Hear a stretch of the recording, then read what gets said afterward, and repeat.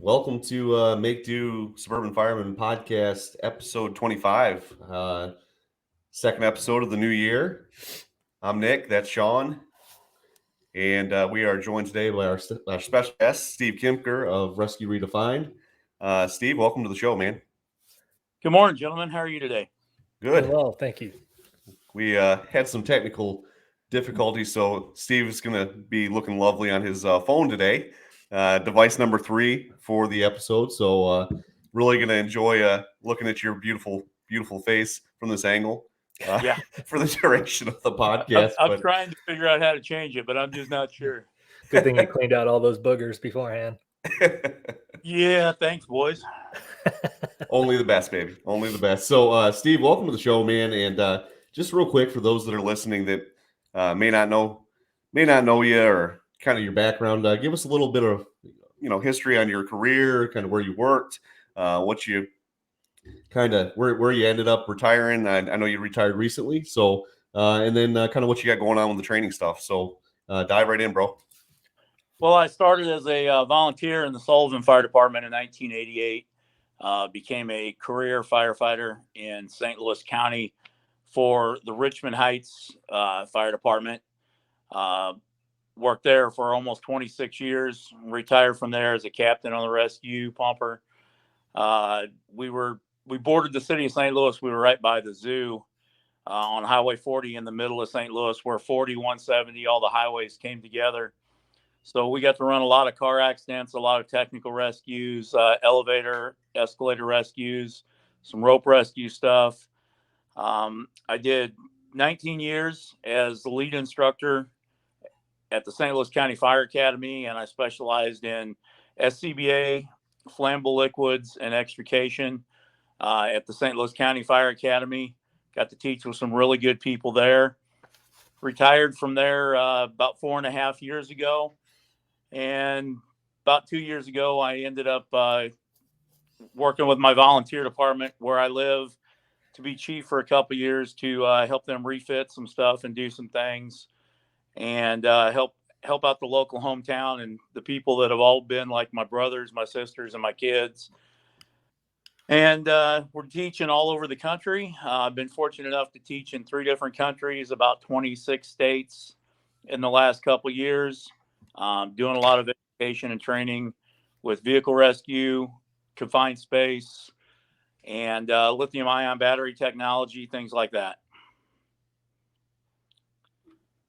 Yeah, man. So you are part of the training cadre, the Rescue Redefined, and you started that training group how long ago? This is our 4th year that I've been doing this. I was working for some other people, and I decided that there's no point in working for everybody else. So some people that I was teaching some classes for in some big organizations told me, they said, why don't you just start your own place, and we'd like to hire you to do some things and some training. So I decided to just start my own company, and it worked out from there. And I'm fortunate enough now we have 20 people, 20 guys that are instructors, and 20 guys and 1 gal that are instructors for us. And then I have 3 logistics people that help manage all the stuff and keep everything going and try to help us make a big difference, because you sure can't do it by yourself when we're doing as much as we do, because it's usually 5 to 6 instructors for a 30 to 40 person class, all the time. So we just all work really well together. Clay Yarbrough is my business manager. He does a lot of that stuff and a lot of things on the East Coast. And then Aaron Cranmer handles a lot of our online stuff, electronic, social media, things like that. And then his wife, Nikki, does all our advertising and PR and merchandise and technical stuff, shoots our videos and drone stuff and things like that and pictures. So it definitely takes a team to do things this big. And we're fortunate enough we have some good contracts with some different places, and we teach some recurring classes based around advanced patient care, things like that, in the state of Georgia, Florida, Missouri, and Illinois right now. So it's a pretty cool program. Yeah, you're busy. You're all over the place. Seems like I see you guys East Coast, West Coast, all over the place, kind of getting all over, doing good training and a lot of hands-on stuff. And definitely have been fortunate enough to be around you guys the last few years and see how you guys work and what you guys do. And always a top-notch, reviews and stuff from the students, and just really a good time. So that being said, when we're talking about vehicle extrication and vehicle accidents, things like that, first of all, this is our first ever extrication episode. In 25 episodes, this is our first time kind of breaching the subject of extrication. And so I'm kind of pumped about it. You're the first. You're popping the cherry for the extrication world on the podcast.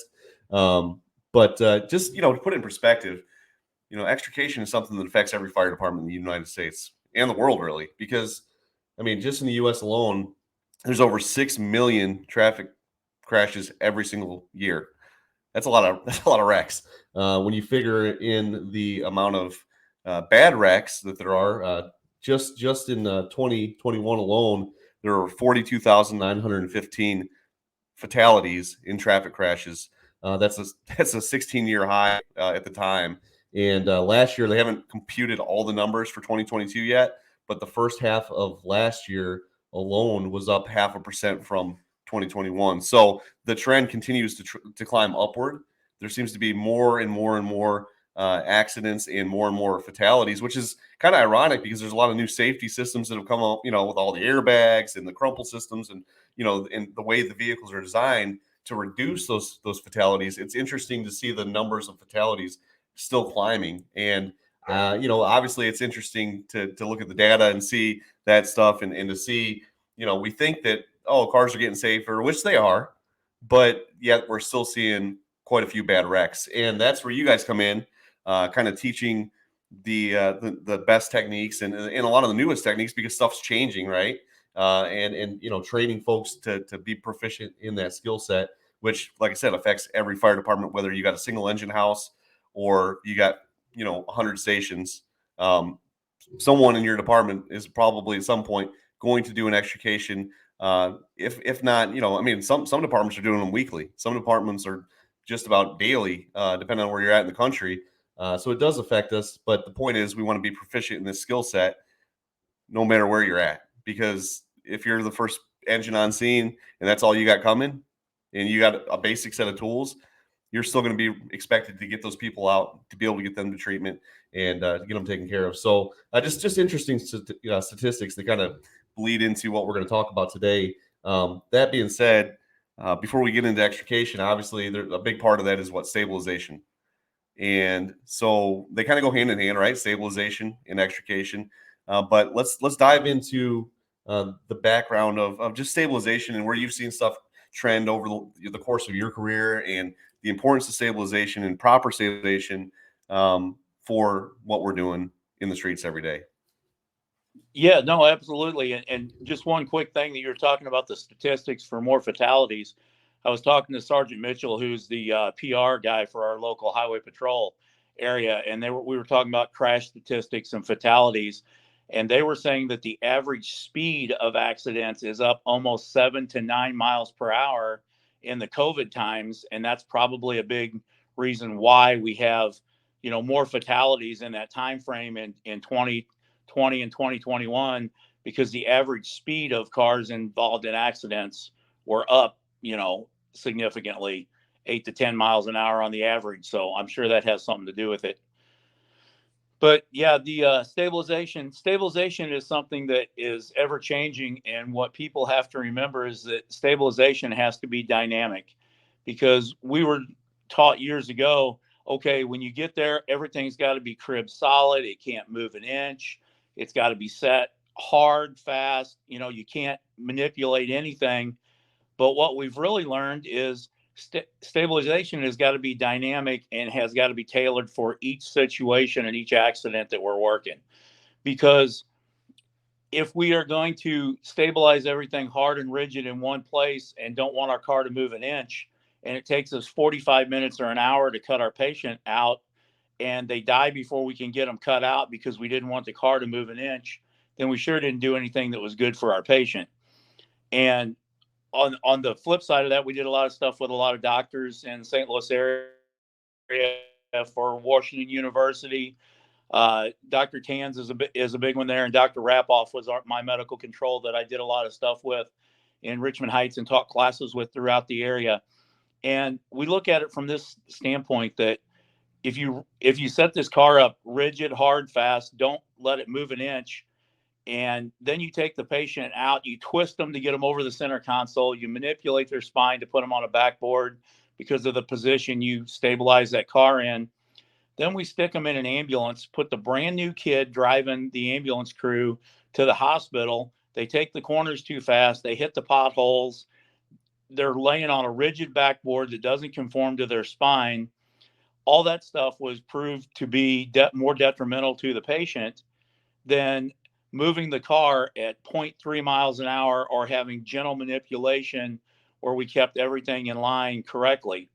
And if anybody's ever flown on a helicopter, if you lay flat on your back on a spine board in a helicopter and fly to a trauma center, you feel like you're vibrated all the way to the trauma center. There is nothing smooth about a helicopter ride. So with all the stuff that we did, we figured out that it was much better sometimes to have some dynamic stabilization or to have some movement of the vehicle in an intended fashion and reduce the extrication time significantly. But stabilization is important because the biggest thing we don't want to do is we don't ever want to have any unintended movement of the vehicle. If the vehicle moves in an intended fashion, controlled or slow in the way we want it, that's absolutely fine as long as we can keep our patient C-spine stabilized, keep everything in control the way we want it. But what we don't want is that unintended rapid movement of a vehicle. If we stabilize it correctly, a lot of people you'll see in classes, they'll come up with technique and they'll want to swing a spreader or swing something and hit the vehicle instead of gently prying or twisting to get a purchase point. And that's the part of stabilization is you have to have it stabilized correctly for the application that we're doing and whatever movement we need the vehicle to do or doors we got to take off. And then we have to constantly readjust our stabilization because as we remove parts of the vehicle, it's going to change the center of gravity, the weight balance. And then the other big thing with stabilization is we get into electric vehicles. Now our center of gravity on our vehicles is in the middle of the car versus in the front where the engine compartment was completely on one end.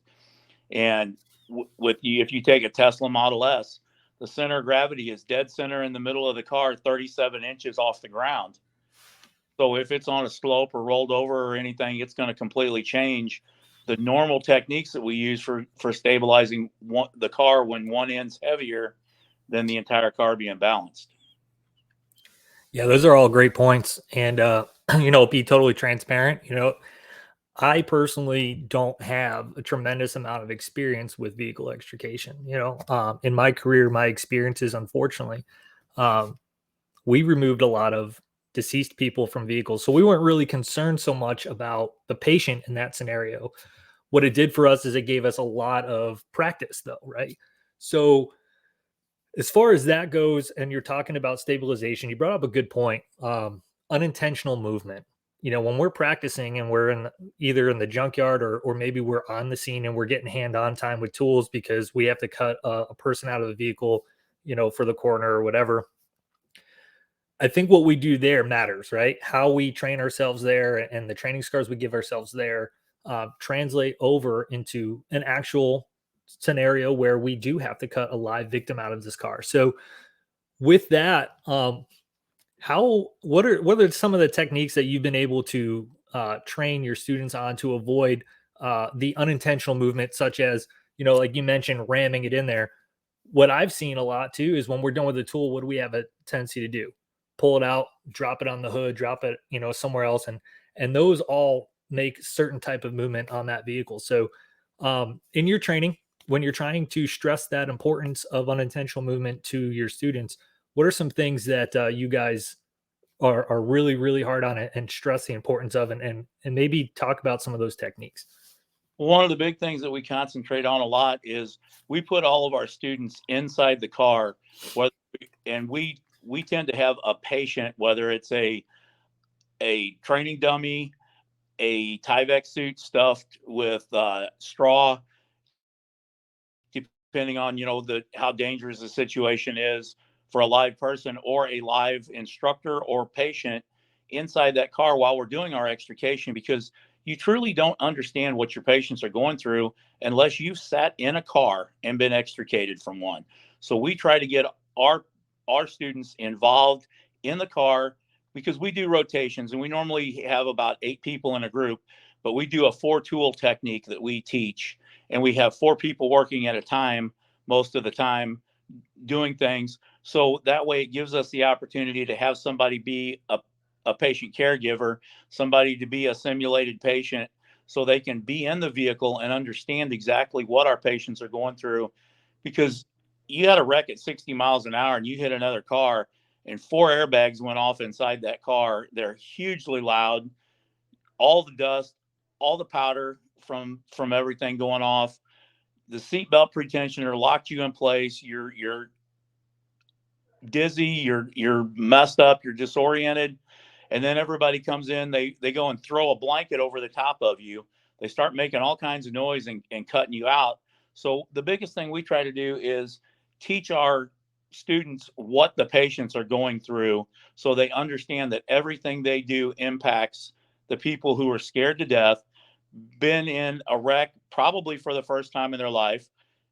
Uh, Almost every one of them, it's the first time they've ever been cut out of a vehicle, with all these firemen and EMS people crawling around and doing stuff. But you talked about the tools and where we land. We teach our students that when they're standing there, if we have the 4-tool technique that we talked about, we have our guys. We have a guy that's a trim man that also carries a sawzall. So they're pulling trim, they're peeling and peeking, they're determining where we're going to cut and what we're going to do. We have a spreader person who's in charge of the spreaders. We have a person that's in charge of the cutters, and we have a person that's in charge of the ram for our basic 4-tool technique that we practice on. But when you get done with your spreaders, you step back, you put the tip of the spreaders on the ground, you leave the other top part of the spreader leaned against your leg, because the ground is supporting all the weight of that spreader. You don't have to bend down and pick it up off the ground. You're not throwing it on the car. It's not causing a problem. You have the spreaders, we teach them to where you have them closed with just about a 1/2-inch gap in the middle while they're sitting there. The cutters, if you're not using them, you have them all the way open, wide, ready to go, because the spreader's job 9 times out of 10 is to spread. You're going to open it up. The cutter, 9 times out of 10, you're going to put it around something and cut, so that you can do that and make everything work so that there's not a problem with it. But you got to have a plan for what you're doing. So we try to teach it from that standpoint, so that everybody has a job, everybody knows what they're doing, and we're working 3 to 4 tools at a time, so that we're not watching one person cut, one person spread. Because if we're standing around watching one person do something, all we're doing is watching our patient die or watch them get worse. So we need to be working multiple tools at one time. Everybody needs to have a plan on how to work together and how to take care of each other. But truly being inside that car and understanding what your patient is going through completely changes your mindset as a rescuer, knowing how they feel, what they hear, what they see, and understanding the movement that you create by every little thing that you do. That's how it helps us understand that we stabilize our cars correctly, that we prevent that unintentional movement, and that we have everything in a situation that makes you a much better rescuer if you know what the patient's going through. Yeah, well said. Yeah, that's great. And one of the things you talked about is, obviously having every person have a role, right? One of the things that I learned in some classes is that inside outside person, right? Yep. Having that person do the inside circle and the outside circle. So in that situation, where are you putting? Obviously, your trim man is going to be on that inside circle, walking around the car, doing the peek and peel, marking where they're going to be going to do the cuts. What is that role of the outside person? Is that something you assign to like a safety officer, or is that somebody else that is coming in later in the game? Who do you give that role to make sure that overall operation is being overseen? We take one of the other people that's in the class and we make them the rescue group supervisor. So what they are is they're in charge of that operation. We don't allow them to get within 7 to 10 feet of the vehicle because we want them to have the big picture. We want them looking at everything that's going on. Our trim man, like you said, is our inside circle. They're looking at things close. They're identifying hazards. They're taking a paint pen or a Sharpie and they're saying, all right, we're going to cut here. We're going to spread here. This is what we're going to do with this. They coordinate with our rescue group supervisor who's standing back, looking at the whole picture and making sure that everybody's on the same page, watching the overall. And because we're inside our span of control of 5 to 8 people, they can do that and make sure that they're making sure everybody's safe and that we're doing the operation that we need to do to take care of our patients and our rescuers appropriately. Yeah, man. So kind of doubling back real quick on the stabilization stuff real quick, because I think everybody's anxious to get in there and start going to work, right? Everybody wants to get tools set up. And obviously before we do that, we got to stabilize. I've heard a few different philosophies on stabilization, ranging from the most minimalist approach, meaning we're going to do as little as we have to do to stabilize this vehicle, to an overkill approach where it's just like, this thing is going to be Fort Knox before we're done, and we're not going to lay a single tool or put anybody in this vehicle until this vehicle is completely, basically immovable. I just want to get your philosophy on stabilization, and do you tend to, does the situation tend to dictate to you, your mindset on it? Meaning, if you have a vehicle on all fours, on a relatively level surface, obviously that's a different scenario than a vehicle on its side in a ditch, things like that, that you may face. But I just want to get your mindset when you're rolling up as especially as an officer rolling up and you're formulating a plan in your head, for an extrication. Do you allow people to make patient contact prior to the vehicle being completely stabilized? Do you want the vehicle to be completely kind of locked down, or are you looking to do, just what's necessary and, not overkill? I don't know. I just want to get your feedback on it, because I think that it's, you hear stuff kind of swirling around the fire service. You talk about vehicle extrications, and from department to department, and from even person to person, officer to officer, the mindset around stabilization sometimes is very interesting. And I have a follow-up scenario that I want to talk about, but just kind of leading off with that, when you're pulling up on a basic extrication, what are you looking at for stabilization? What do you want to see before we start committing people? Are you good with people being committed to patient care prior to being fully stabilized? And really, do you kind of assign those roles to certain people that are coming off your rig on the, in those scenarios? Do you have set, like, hey, you're the guy that's taking care of stabilization, or is it more of a, let's see what we got, and as a team we'll collectively formulate a stabilization plan? So the way I like to do it, when we would come off the truck, um, my engineer would park appropriately. As the captain, I had a set of wheel chocks on my side of the truck, like the boat chocks that are connected by a rope. And the engineer would have one on their side of the truck. I would go around the vehicle or vehicles in a counterclockwise fashion. He would go around them, or she would go around them in a clockwise fashion. We would chock the vehicles to prevent any unintended movement. It's real important with the new hybrid and electric stuff that can move with no sound, because you don't know whether it's still energized or on. So chock those wheels, look at what we have. If it's on its wheels, we would have the backsteppers grab large wedges and step chocks, and we would come up and put the step chocks underneath, drive our wedges in underneath those step chocks, because it raises the step chocks straight up instead of causing that slapping side to side movement by driving the wedges on top. So we set the step chocks, put the big, large 4x wedges underneath the step chocks to lift that vehicle straight up. And what we want to do is we want to lift it and capture that suspension, because if we don't take all of that give in the suspension or the springs out of that, it's not going to stop any unintended movement. It's going to rock, it's going to shake, it's going to move. So we literally have to lift that vehicle.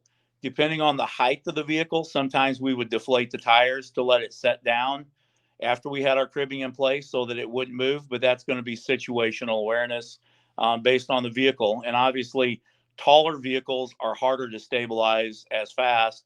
So if it was a taller vehicle, a lot of times we would, deflate the tires to let it settle down more on the like cribbing that we put in there. If you're talking about, a vehicle just on its wheels, that was the fastest way to do it, was to throw 4 step chocks and 4 wedges and take that suspension out of there and make it solid. And as soon as we did that, after I would do my circle, I would come up at an angle in front of the car, but not directly in front in case there was something going on. Make verbal contact with the patient. Please look forward. Please look at me. We're here to help you. I'm going to be moving around, but I don't want you to stop looking at right here. And I just like put my finger on the corner of the hood. I want you to keep looking right here. I don't want you to move, please, sir, ma'am. My folks are going to be moving around. We're going to be stabilizing your vehicle. Somebody's going to be either opening the door, coming in the back, or breaking glass. Make that contact with them so that we can get that vehicle quick stabilized, as we call it, and then make better physical and verbal contact with our patients so that we're not yelling and, it's not chaotic, and we can calm down the situation and lower their anxiety quickly. So I got something to add to this for you real quick. Obviously, most of our listeners come from limited staffing departments, right? Title of the podcast is Make Do. So let's talk about that for a second. It's easy to talk about all these things when we're spoiled, right? When we have the personnel to show up to dedicate all these positions to, but majority of the fire service, and this might be an overestimation, but I like to think that majority of the fire service is dealing with budget cuts and staffing issues currently. So it's not uncommon to see a 2-man, fire engine show up, or in the rural setting or volunteer setting, maybe one person showing up initially to set all these things in motion. So what advice would you give to somebody who's facing an extrication scenario? And we have all these things to think about, right? We have stabilization, we have inside circle, outside circle, like all of these. Maybe we have a live victim that we have to try and cut out in this. Where would your go-to be initially when sizing up that situation, knowing that A, you only have a limited amount of people, and B, the time it takes for your next bit of help to come in and help facilitate all that stuff could be in excess to 5 or 10 minutes? No, absolutely. And I have done multiple extrications out in the rural area, because where my volunteer department was, there's a lot of times during the middle of the day, during the week, if we get 2-3 people to show up for the first 15 minutes, that's a really good day, because literally nobody works in town close to the firehouse. Everybody works further out, or we're in a farming community. People are working on their farms. We got guys that live 16 miles from the firehouse on one end of the district. And if it's on the far end of the district, it can be a 30-minute run, to get from the north end of the district to the south end of the district. So it completely makes a big difference. And I have done extrications where I was the only one on the scene, and multiple of our people have done that, where there's been 1 or 2 or 3 people doing the extrication. So what we do is, our thing is, the 4 questions that you got to answer for yourself in any extrication. Is it safe, efficient, and effective, and in the best interest of your patient? And when we talk about safe, efficient, and effective, we're talking about for your patient. There are times when we have to take a risk for ourselves. That label inside the turnout boot that says this job is inherently dangerous and you could get hurt or killed doing it. What we have to do is we have to minimize the risk for ourselves and our patient at every time. So my evaluation is going to be, when I pull up on that scene and I look, how are they trapped? Are they truly trapped? Is it just a simple door pop? And what do I have to do that's in the best interest of that patient? Because if they're critical and they're bleeding out, then I may forego, if that car's not going to move, slide, fall into a ditch, go down, into a stream, I may forego immediate stabilization in order to climb in that car and put a tourniquet on a bleeder that's going to end my patient's life, in the next 2 or 3 minutes. It's all situational dependent. There is no hard, fast rule in extrication, in my opinion, except you have to do what's in the best interest of your patient to prevent any further injury and to save their life and give them the best chance that they can. So when you're doing that, if you're only 1 or 2 people, you got to decide how you can do a quick stabilization, how you can minimize movement, and what you can do in order to get that patient out as fast as you can. And Man, it's all, that's like you said, it's all going to yeah. be situational dependent, depending on how it's resting. Is it on its wheels? Is it on its side? Is it in a ditch? You know, because sometimes if a wheel's knocked off and the frame's sitting on the ground, you may be able to stick one step chalk and a wedge, and as long as it won't move, that may be all that you need to do. It may be on its side on a 20-degree slope, and you're going to have to tie it back to a rescue truck with a winch, a couple of straps, something before you can ever get close to it, because anything you do is going to cause the vehicle to move. Yeah, no, that's all good, and I appreciate you bringing that up because going back to a small part of my career where that was reality for me, we had a lot going on. You know, I can remember one distinct extrication that I had with my partner when we were riding 2-man engine companies, and we had a long response district. Right, we're on long stretch of highway. Any help is coming from our county is far out, or we're relying on departments from other neighboring counties to come in. Either which way, you're kind of stuck in the middle for a while. We had multiple people and some ejections and things like that. So what we had to learn very quickly is, hey, I'm going to focus on the vehicle and anybody in that vehicle. Whoever I'm working with assumed command. They're doing that whole broad outside circle, seeing what's going on. We found out we had trauma alerts. So guess what? We have to manage now. We have to manage helicopters landing because we're not getting to the trauma center quickly, right? So No. that puts a lot of pressure on people. And you know, like you said, there are times where you're going to have to think what's in the best interest of my patient, right? Hands down. So I appreciate you touching on that because I think in the fire service, a lot of times with everything we do, we always focus on, well, is it safe for us, right? And that's our first go-to. And there are times where you have to take yourself out of it, not saying be reckless, but you have to take yourself out of it and say, I don't have what I need, whether it be tools or it be personnel or whatever it is that I just don't have that luxury right now. But people are counting on me to do something. I can't just sit here on the radio and just pace back and forth and hope that somebody's going to come and make this all better. Like I have decisions I have to make, and those decisions determine whether people live or die. Right? It's that simple. So I appreciate you expanding on that and giving people the options of what they could do when they show up on scene of something like that with limited staffing. And it's with vehicle extrication or anything else we do in the fire service. What is our job? Our job is to make a positive difference from the time we arrive on the scene. Because if we don't make things better for the people on the scene, what was the point in us showing up?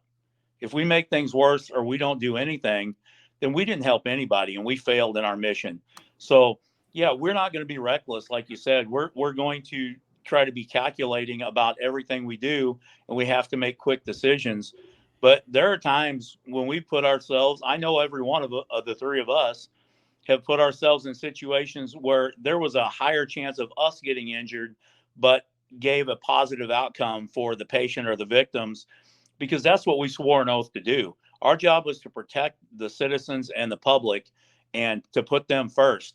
We can't be going, oh, well, I might get a scratch on myself if I bail in this window, or I don't have enough soft protection or something. I got to crawl across this glass that I broke out of this car because I got to get inside and put a tourniquet on this patient, or I got to stabilize this patient, or this patient's absolutely freaking out. And it's going to be in their best interest for me to get in here and talk to them and calm them down and put them at ease and see what's really going on. So, yeah, 100%, it's got to be what's in the best interest of those people that we're taking care of. Yeah, that's two things on that. You know, you talked about tying the vehicle off, it's on the side, things like that. I think people like, you know, get in those limited staffing situations, or maybe they're on an engine and they don't have struts or things like that. There are alternatives to stabilizing vehicles besides just using struts. Obviously, struts are great tools. Obviously, if you have access to them, there are times and places where those are just the gold standard for stabilizing a vehicle on the side or upside down.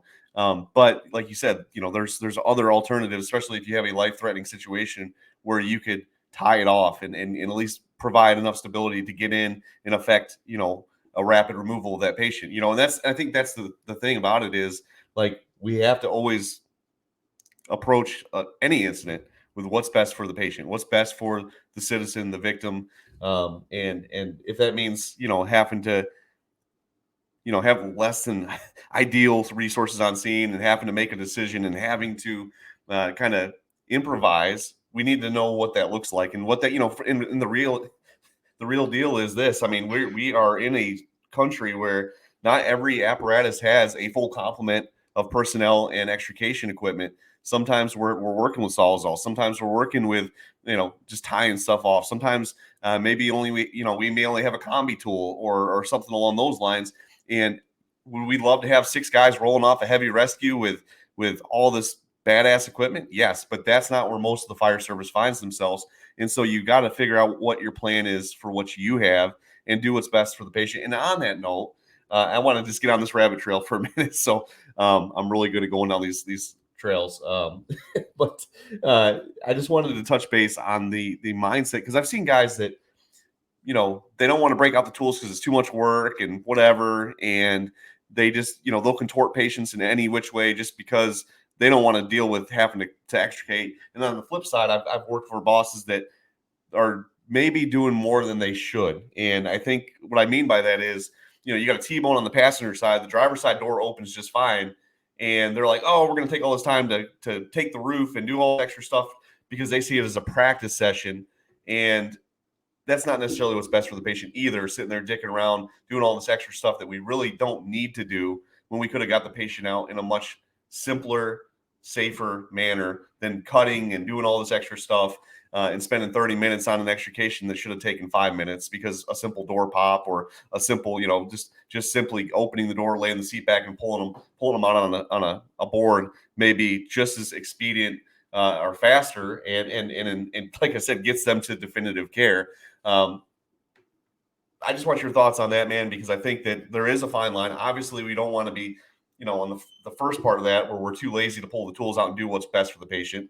And again, we don't want to, stroke our egos and we're just going to take everything and every little bit and piece off this car that we can because, hey, we don't get a lot of extrication. So this is a time for our rookies to get in there and get tool time. So we're just going to do everything to the hilt. And meanwhile, it's 40 minutes and the patient's still sitting in the car. No, you're 100% correct. And that goes back to the question that we have to answer is, are we doing what's in the best interest of our patient? It's not about anything else.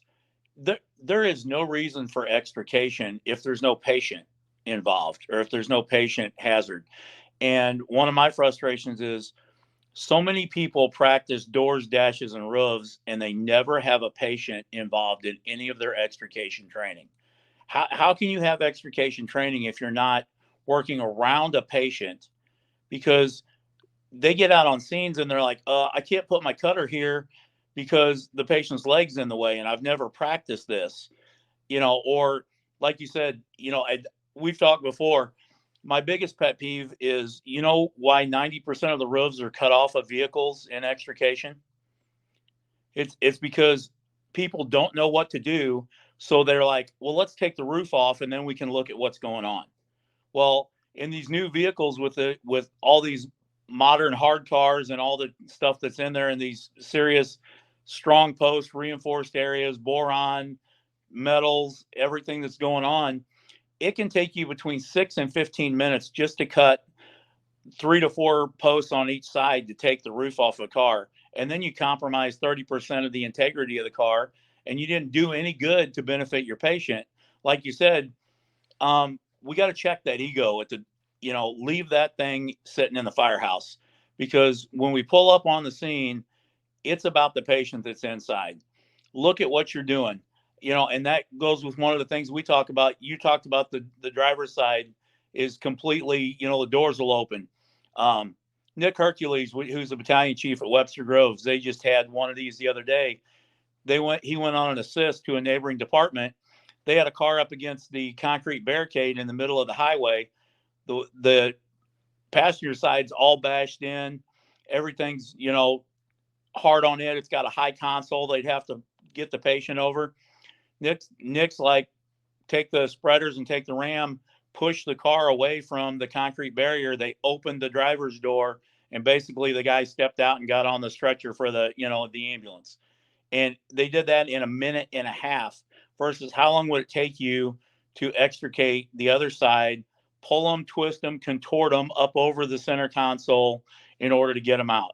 So 100%, those questions you're talking about with chief officers and people that are, we're going to cut this because we can, they're not doing what's in the best interest of our patient. Yeah, well, if your answer to, like, you have an extrication and people look at it and say, man, that was a little bit of overkill, wasn't it? And why did we you ask questions and the answer that comes back is, well, we're the fire department, we can do whatever we want. That to me is a really piss poor answer and a really shitty attitude. Like, oh, we're just going to cut because we can, and we're just going to, basically make this our training session with a live patient that is actually in need of medical care. Like, after the fact, if it's total, by all means, get up with the junkyard, get some vehicles, or it's after the incident's over and you want to practice with your rookie, that's fine. But when you have a patient in the vehicle and you just look at this like, hey, you know what? We're going to do this because we can, or because it's more comfortable for us. And that's another point. Like, how many times do we see, talk about taking the roof off because it's just more comfortable for us, or you got a rather large paramedic who doesn't want to be inconvenienced or cramped in the back of a vehicle with a patient treating the patient. I mean, let's just be honest. Like, that happens more than we care to admit, where we're going to create and make it comfortable for us, regardless of whether it's in the best interest of the patient. No, you're 100% correct. That happens way more often than people want to admit. And I've been there when the paramedic's like, I can't get in the car. You got to take the roof off so I can get in with my patient. And I'll be like, no, I'm going to stick one of my firefighters inside, because we're simply going to take the spreaders and tent the roof. They can crawl right in. It's going to take 30 seconds. Now they've got access. And a lot of times we do not take the roof off of anything that we don't have to, because we have a technique called a B-side laydown, where we will cut the top of the B post, pop the hinges on the front door, and pop the pin on the back door, and lay the entire side of the car down. And with that 4-tool technique, we can do that in about 2 minutes 15, 2 minutes 30 seconds. We can recline that seat back. We can slide that backboard, if we're using a backboard, right in underneath there and bring them straight out, because the whole side of the car is open. And you never had to cut a post, never had to take that time to do all those things. And that was in the best interest of the patient, because we didn't manipulate their spine. We didn't twist them. We got them out of there in less than 5 minutes after we set the air brake, and they're in the ambulance or in the helicopter on their way to definitive care. And like you said, so many times people just do this because we're the fire department and we can do this, or we want to, that it just wastes all kinds of time and is not what's good for the patient. Yeah, those are great points to make. And I want to bring up something real quick, and then we'll move on to the next topic of discussion. So we've talked about showing up prepared, right?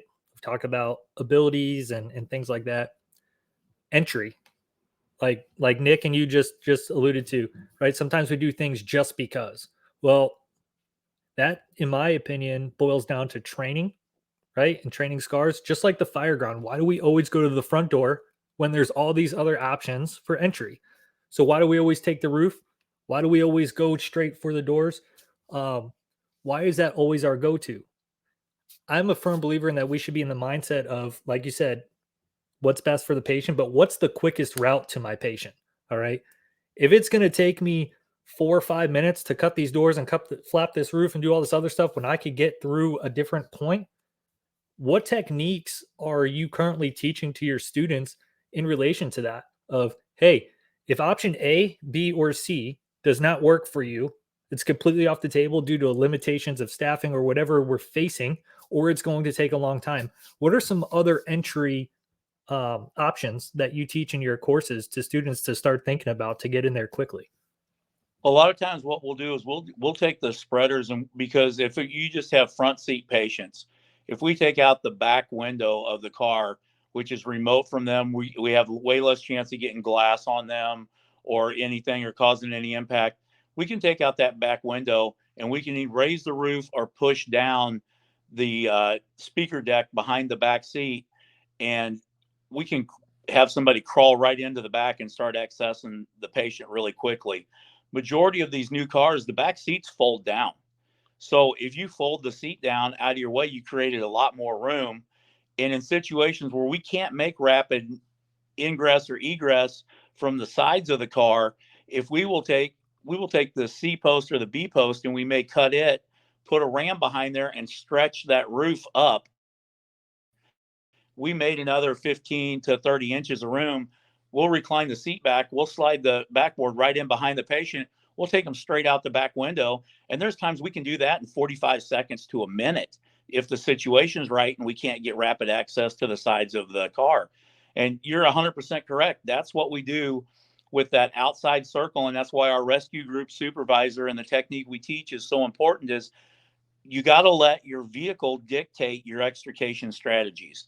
It's not, we always pull up and we're going to pop this door on the hinge side, or we're going to pop it on the nadir pin side, or we're always going to do this one way or one technique, because then we get locked into that groove of this is how we were taught. And that seems to happen when we have people who are only taught extrication by one instructor for a whole area, or one group for a whole area or a whole state, because they don't get out of their comfort zone. They don't learn new techniques. I encourage people to go out and take as many classes from as many different instructors as they can. I like showing up to classes of other instructors when they don't know I'm coming, and just plug myself in as a student, because I want to get that involvement and learn from other people. And there's a lot of times I've learned from the newest person in the class, and I try to ask their opinion because they don't have any preconceived notions. So they will ask those questions. Well, why can't we do it this way? Or why can't we go through here? Or what if we try this? And you know what? If you're a good instructor and it's not going to get anybody hurt, and you have time to do that within the confines of your drill or your training, you might just learn something. Because I've learned a lot of things from people who are looking at it from a totally different point of view than I've learned over the last 35 years, because they have no idea about anything about rescue. So they're just looking at it with, hey, this makes logical sense to me. And we got to get to where we're taking a car apart or a truck apart the way it was put together. Sometimes it's faster to just unbolt the hinges than it is to cut them, spread them, or pop them, because of the access we have to them. We carry an impact wrench, and we teach it a lot in our classes. Sometimes if you can get access to the hinges, you can go zip, zip, zip, zip, take out the 4 bolts, pull the latch, and you can walk off with the door, and you didn't damage any of the other structural integrity of the car. And it took you about 35 seconds to do that, where it's going to take you a minute and a half to 2 minutes to do 2 or 3 opens and closes on a cutter and spreader in order to defeat that and break those latches and those hinges. That's interesting, man. You know, you don't really think of an impact wrench being an extrication tool, but really it makes sense. I mean, if you can unbolt stuff real quick and just take it off, you're really kind of getting the same mission accomplished without compromising the vehicle, without having to go through a lot of extra steps sometimes. And yeah, that's very interesting. Steve, I want to transition into some scenario based stuff for you, and I just want your gut reaction. So obviously we have a lot of similar type of accidents, meaning you have your typical head-ons, you have your rear end collisions, your T-bone collisions, under ride, override, things like that. So if you have, and there's different philosophies, and so I just kind of want your first initial instinct and reaction. If you have for example, let's say you have a driver that's trapped in a T-bone collision with, say, a foot of intrusion into the vehicle, where does your mind go? I know some people talk about, doing like the bat wing technique and just kind of taking the whole side and keeping the roof intact, but just cutting the top of the B post and kind of taking everything and spreading the bottom of the B post and just taking the whole thing is one section. I've seen other people, take the doors and then cut the post out, things like that. Where do you kind of default in that scenario, especially if you have a patient who's, let's not call them like they're hemorrhaging out right immediately, but they're still pretty, what we'd say, a serious patient. So someone who maybe lost consciousness, who does have some distracting injuries, things like that. Where do you go as an officer if you pull up on that scenario, as far as what's your kind of plan A, if you will? Well, the first thing that I'm going to do is I'm going to look at, is the vehicle entrapping them, which means, have we got enough intrusion to where their hips or their body is pinned between the door, the console, or another part of the car? So sometimes the first thing you might do is make survivable space. We we might cross ram, or we might move or manipulate the material to get the pressure off the patient, because we had one that they side impacted a tree at about 60 miles an hour, and it literally almost put the driver's seat behind the passenger seat. So there were two people smashed together inside there, and that whole vehicle was only 38 inches wide at that point. So we put a ram in, and we cross rammed and pushed the B post back out in order to get survivable space and take the pressure off the hips and off the side of that patient. And like you said, there are several different techniques. Used to teach the bat wing technique a lot, where we would pop the back door, rip the bottom of the B post, and then cut the top of the B post. And the reason we always rip the bottom of the B post first was we could use it to push up and away. And if you cut the top of the B post first, it tends to curl that B post down into your patient's head. So we always want to cut the top of the B post most times, in a lot of situations, last, so that B post doesn't work its way into the car and into the patient.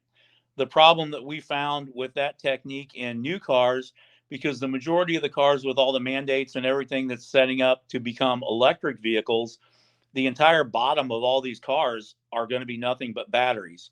So in doing that, the rocker panels have become increasingly stronger, because they have to hold the battery case there. They have to protect the batteries from side intrusion and side impact.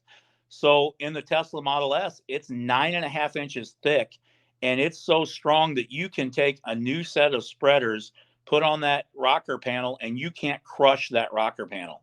That's how strong they are. So in the batwing technique, you're not going to rip the bottom of that B post loose very easy. You're going to have to cut it or spread it. So we talked about the technique that we've gone to more of, cutting the top of the B post and laying the entire side of the car down so that we can make it faster. But cross ramming and moving that B post, making that survivable space for our patient. And as Sean was talking about, it's not always about going through the door. Sometimes we can trench cut a roof.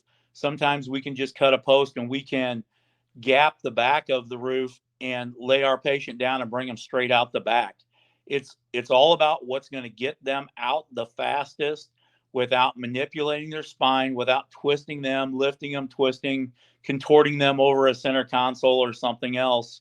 But it's look at what's the quickest way to get them out safely. That's awesome. That's a really good, way to look at it. And obviously the vehicle changes that are happening in vehicles now, with different materials and electric vehicles and batteries and things like that, are obviously changing the game a little bit.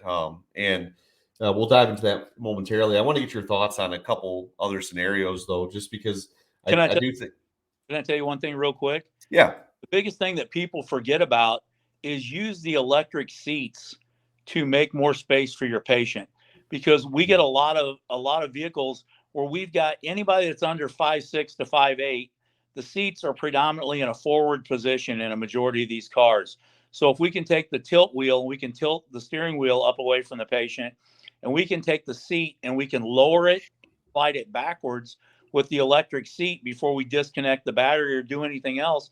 A lot of times we can make a lot of room to get our patients out without doing a lot of cutting, because yeah, we create more space inside that cabin to move that patient. And there's times where you'll have some front end intrusion, and you think their legs are trapped, but it's a small person under 5'6", 5'7". In my pickup truck, you can slide my seat back 11 3/4 inches if it's all the way forward. So how much room is almost a foot? That makes a tremendous difference in being able to get your patient free from what's entrapping them on the inside of the vehicle. yeah, that's a good point. I've actually had a couple, vehicle accidents where initial responders got on scene and said, "Hey, we got entrapment," and maybe it's highway patrol or EMS gets there and says, "Hey, we got extrication," and we get there, and simply sliding the seat back allowed us to free the patient, and we didn't even have to do an extrication. So that's a really good point. Don't overlook the obvious, right? Right Um, now, we teach our EMS crews primarily because there are a lot of times, especially in a lot of rural areas and a lot of places, your EMS crew may be there well before your fire crew is. So if the EMS crew can lower the windows that need to be lowered, if they can slide the seat back slowly in a controlled manner, a lot of times they can have that patient where all you need to do is do a simple door pop or open a door or simply help them take that patient out of that car because you adjusted the interior that was confining them, not necessarily entrapping them, but it may have been confining them to where you couldn't get them out in a safe manner. Oh, absolutely. So, one of the things too, we get a lot of, rear end or head on collisions and things like that, where you have dash impingement on the patient's legs. That's a very common scenario. It used to be we do the, traditional dash roll or use the ram, push off the B post and things like that. Obviously, with the advent of the modified dash lift, now where guys are doing, basically not doing any really relief cuts. Even they're teaching a lot of techniques with, basically being able to create that space without making a bunch of cuts. What are you teaching? What is your mindset with dash displacement? Are you a fan of the modified dash lift? Are you still see a value in the traditional using the ram to push the dash? What are some things that you guys are maybe teaching and seeing with modern vehicles for moving the dash? Well, again, it goes back to evaluating the vehicle and what is entrapping the patient. Because if they've hit a tree and the tree has pushed the motor back through the dash or the transmission or the transaxle, in these unibody vehicles, if they pushed everything in the front back through the dash onto the patient, then that's going to be a totally different technique versus if they had a rollover and just the plastic and the soft part of the dash and the steering wheel are what's entrapping your patient. What you got to look at is what is the dash reinforcing bar connected to, which for people that don't understand, the dash reinforcing bar is the metal or the piece that runs all the way through the dash where everything is hanging off of it. Your electric controls, your radio, your HVAC, everything is on that dash reinforcing bar. And if you're going to move that dash, you have to move that dash reinforcing bar. Sometimes you can do a no relief dash lift if we can get the spreaders in underneath that dash reinforcing bar and we can break it loose from the A post. There are some cars out there that have a dash reinforcing bar that's 12 inches where the contact point is to the A post. And there's a lot of people's tools that they're using that don't have the strength to break that dash reinforcing bar loose without making any relief cuts. So it's knowing the vehicle that you're working on, knowing what is entrapping people, and knowing what it takes to move that. One of the big techniques that we do is if there's a lot of heavy intrusion and we need to lift the dash itself up off of them, but we don't want to push the motor, the transaxle, everything back forward, we'll cut low on the A post and cut right behind the strut tower. We'll leave the top of the A post intact and we'll put the ram in there and we'll literally lift that side of the dash up, and then we can back it up with the spreaders on the outside in the gap that we cut, push that up with the ram, and then leave the spreaders in there that are angled back toward the front wheel to hold that in the up position, take the ram out, and we created a big, huge hole in a hurry in order to get them out. But all we had to lift was the dash. We didn't have to push the motor back forward. We didn't have to push the wheel that had turned sideways and was coming through the floorboard back forward. We simply elevated that dash, those pedals and everything that was entrapping that patient off of them. And it's going to depend on the materials and the metals that you're dealing with. Softer metals are easier to cut, easier to manipulate, but we don't want to push off of soft metals. We want to push off of hard points and move the softer material because it's easier to manipulate the softer materials than it is the harder materials. So if you know that we can just simply move this free floating dash in this Pontiac Grand Am because the dash reinforcing bar goes across the middle, but it's only connected by the tie down straps in the center at the console. And it's really a free floating dash bar. We can move that a whole lot easier than making multiple relief cuts and lifting the whole A post or pushing, the whole front end back forward. So it comes back to evaluating your accident, your vehicle, and moving the materials that we have to move as quickly as possible with the least amount of effort to free our patient. And that's why we say we teach a technique or multiple techniques, not the way to do something, because everything is situational dependent, and you have to have a bunch of different options, and you got to be able to pick the right one. Yeah, that's well said, man. We talk about size up in the fire ground all the time, right? Knowing building construction and fire behavior. How often do we really emphasize in our training in the fire department, you know, understanding vehicles, being able to look at certain vehicles and know, what we're dealing with, right? And something that, and I wish it slips my mind.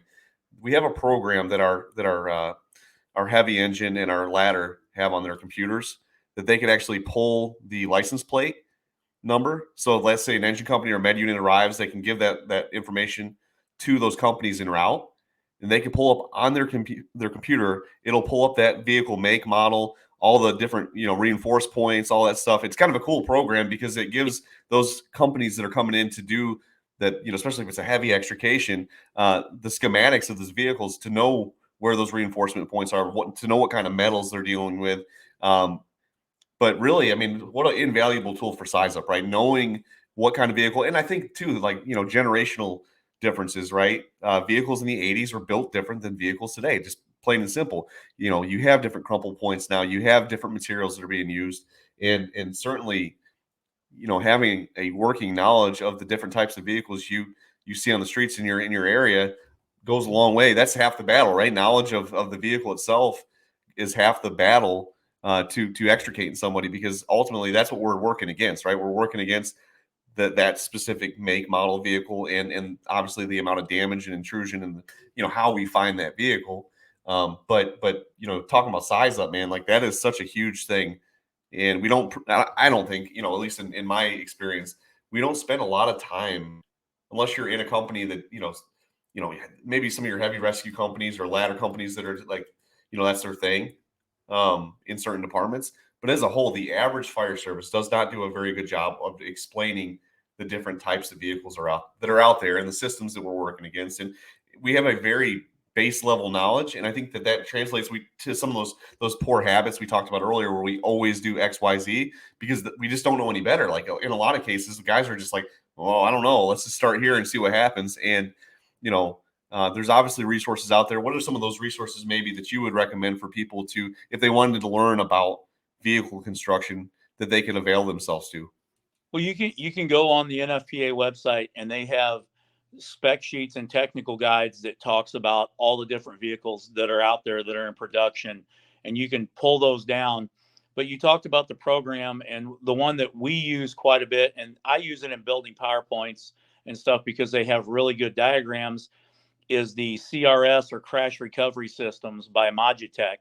And we're working with them right now. I just sent them the new NFPA documents for the new Rivian electric vans, because Amazon is changing over primarily their fleet of delivery vehicles to these Rivian electric vans. And so we've been working with them. Coming out the end of January, they're going to have a new update that has all the new Rivian electric vehicles on it. But as you talked about, if you work with your dispatch and you have this crash recovery system by Magitech in your vehicle, you can get it on an iPhone, an iPad. You can do it on an MDT. Works better if you have it on an iPhone or an iPad, because you can take it around the vehicle and look at stuff while you're out there for your rescue group supervisor. But if you have this system and you get the make and model of the car from dispatch, or from a police officer on the scene, or from a bystander, you can already pull up that vehicle. They have it set up. I can type in the VIN number, I can put in the make and model, or if I'm on the scene and the license plate is registered to the car, I can literally snap a picture of the license plate inside this system, and it'll pop up that vehicle if that license plate's registered to that vehicle. So it gives you that information of where your sensors are, where your airbag canisters are, what different types of materials are in these vehicles, so that you can go, okay, I was going to take this roof off, but this canister is in this A post right at the corner, of the A post and fender well. So I don't want to cut right here without relieving the pressure out of this air canister because this side curtain airbag hasn't gone off yet. Or I don't want to pry right here at the lower corner of the door because the side impact sensor is still intact and the kidney bag that comes out of the seat has not deployed. And if I put pressure on this right here with a spreader and I haven't disconnected the power because I can't get to the 12-volt battery to disconnect the power because of the way the car is, I'm going to set off this airbag sensor and complete the circuit and could cause another airbag to go off.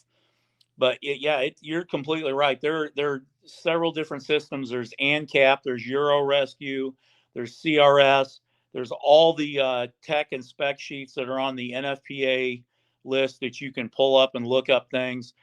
But the biggest thing, no matter what system you use, because I pay for mine, I don't get it for free, and I work with them, so I still got to, pay for what I use, is you got to find something that gives you those problems, that type of material, where the hazards are, where the sensors are, where you can cut, where you don't want to cut. You get in these electric cars, if you don't know where the cut loop is to isolate the 12-volt power from the high voltage system, how are you going to find it? You're going to hope and poke and go, well, I think it might be here, or it's either in this place, this place, this place, or this place. We got 4 or 5 places they usually are, because unfortunately the car industry hasn't become standardized to where they're all putting them in the same place. So if you don't have a way to figure out exactly where these things are you want to disconnect, how are you going to know? And I don't even want to guess at the percentage, but I think it's somewhere in 35 to 45% of all vehicles on the road now have multiple 12-volt batteries. So if you only find one battery and you only disconnect one battery on that vehicle, all your systems are still going to be live. And in these new cars, they have a pyrotechnic charge on the positive cable of the batteries that whenever the airbag goes off, it blows this pyrotechnic charge to cut off the power from the rest of the vehicle. But it doesn't cut off the power to the emergency circuit that still controls the tilt wheel, the adjustment on the seat, doesn't take away from the power to the supplemental restraint system, because if this vehicle continues to roll and it triggers other sensors, they want those other airbags to continue to go off. So how are you going to find it? You have to have a system. You have to have some way to gain that information that's easy for you to look up, that's going to be accurate and correct in order to help you do your job. Because this year there is over 130 different production models, which means they're making more than 5,000 of each of these model of cars that are on our roads. How can you remember where everything's at? And you talked about the crumple zones. A 78 LTD used to have a rigid frame front to back. Now all these cars have crumple zones front and rear that are absorbing the impact and transferring it around the passenger compartment. So you have to work those things to your advantage, because they're basically making the passenger compartment like a reinforced area. We've seen different things in movies where they'll have a wreck and all of a sudden the driver is completely encased in like styrofoam to keep them from going anywhere. And, they open the door and pop this out and now there's room for them to move because it completely encapsulated them. That's what they're trying to do. They're trying to allow the rest of the vehicle to absorb and transfer the energy around the passenger compartment so that it leaves everything intact. We've had vehicles that rolled over 2 or 3 times down the highway and slid on the roof down the highway 200 yards. The whole front and back of the vehicles beat to pieces, but you can walk up and open all 4 doors, because it transferred that energy around the passenger compartment. And people don't realize that it takes a minimum of 3.2 times the weight of the vehicle to have impact on an upper rail to cause it to deform or crush. So they're designed to take multiple rolls, impacts, and things and protect the people inside the passenger compartment. Yeah, that's vehicle design has come a long way. It's changed significantly. I mean, even just in my short career, I can look back over my career and see the differences in some of the things that are coming out there. So kind of on the tactical side, still talking scenarios and how the new vehicles affect that. One of the common scenarios that we get, and that I know that has been that I've seen numerous times over the last few years is the underride scenario, where especially you have a smaller vehicle ride up underneath a big vehicle, whether it's a dump truck or school bus, something along those lines, semi. Obviously, those are challenging scenarios, especially given how far under they depending on how far under they get up underneath those vehicles.